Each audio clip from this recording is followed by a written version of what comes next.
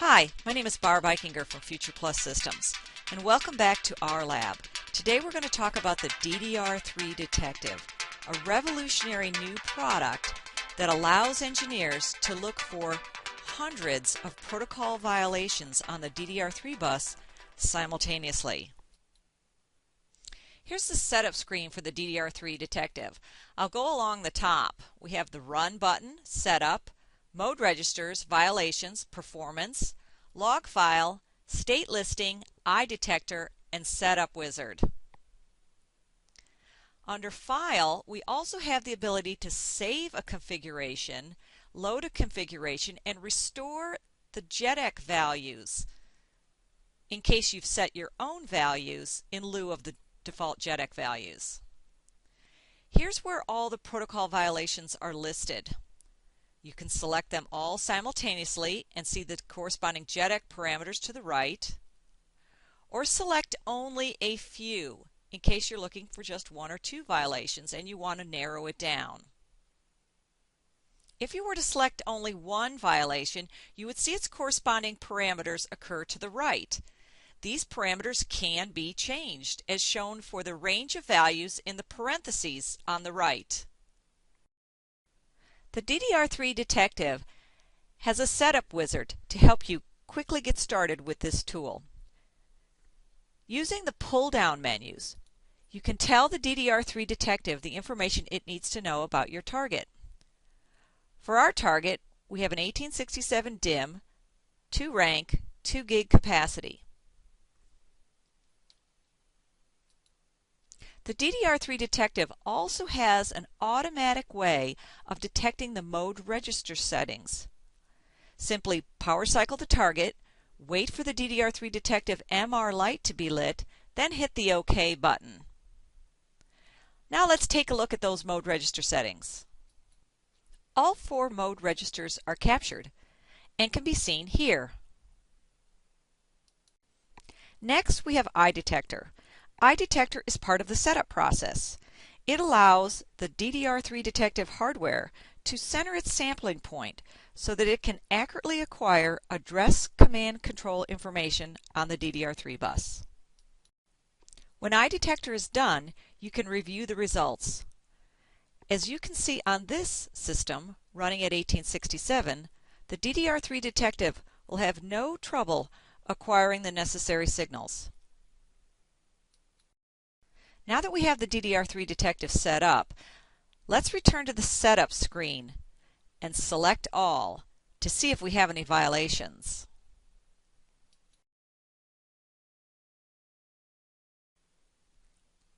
Yep, we sure do. Violation 16 and violation 29.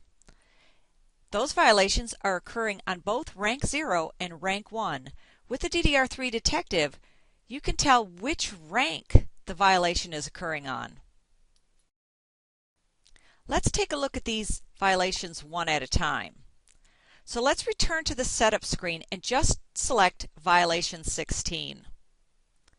We can use our internal memory inside the DDR3 detective to take a look at the address command control information surrounding the error. We have powerful filtering and store qualification in the DDR3 detective so that you can just capture the cycles of interest. Let's see what we've captured.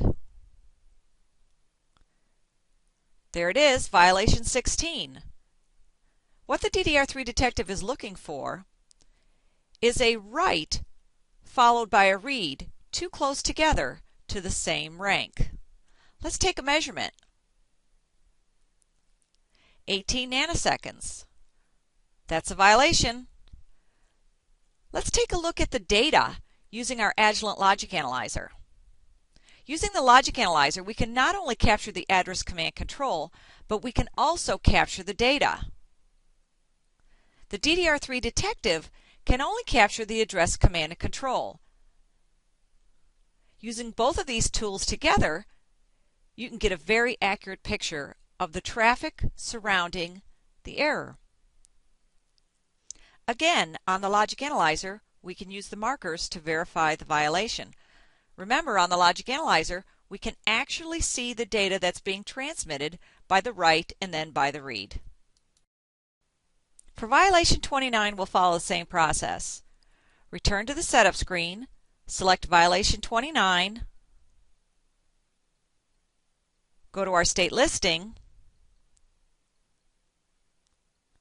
and then hit the Run button. The DDR3 detective quickly acquires the error. You can see it here. A calibration command followed too closely by an activate to the same rank. Let's see what it looks like on our Agilent logic analyzer. Yep, there it is. The activate and the calibration command too close together, and all the surrounding traffic. The DDR3 detective also has real-time performance counters. These counters can count command bus utilization, power management metrics, and data bus utilization. These counters are key in that they do not just count the events that have been acquired in the acquisition memory, but count the events as they're really happening. This allows you to run different types of software, putting different loads on the DDR3 bus, and see the results immediately. These types of counters are very important for helping you squeeze every bit of performance out of your design that you possibly can. The DDR3 detective also has a log file. The log file gives the date, the time of day, the violation number, and the number of times the violation has occurred during that time interval. The log file allows the DDR3 detective to run for days, even weeks, recording any violation that occurs. This allows the design engineer to run several different tests over long periods of time to ensure robust validation. Thanks for joining me.